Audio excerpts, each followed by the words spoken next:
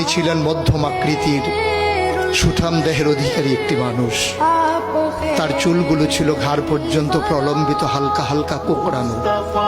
তিনি যখন চুলের ভিতরে তৈল দিয়ে আছড়াতেন মনে হতো মৃদুমন্দ ঢেউ দেখা যায়। তার কপাল ছিল চওড়া, ভ্রুগুলো ছিল জোড়া ভ্রু, ধনুকের মতো বাঁকা। চোখের পাতাগুলো ছিল ফুটন্ত গোলাপের গোলাপি রঙের এক একটি পাপড়ির মতো। তিনি কখনো বা যখন চোখের পলক ফেলতেন মনে হতো মৃদুমন্দ বাতাসে গোলাপ পাপড়ি যেন দোল খাচ্ছে। তার চোখের সাদা অংশ ছিল রক্তিমাভ সাদা, কালো অংশ ছিল কৃষ্ণ কালো। তার নাকটা ছিল খাড়া, নাকের ছিদ্রগুলো ছিল ছোট ছোট। নাকের নিচে ছিল সরু চিকন গোঁফ, গোঁফের নিচেই সেই গোলাপি রঙের ঠোঁট। তার ঠোঁটগুলো যখনো কখনো বা মুচকে হাসত, গোটা পৃথিবীর মানুষ অবাক বিস্ময়ে দেখত গোটা পৃথিবীতে যেন বিজলি চমকিয়েছে।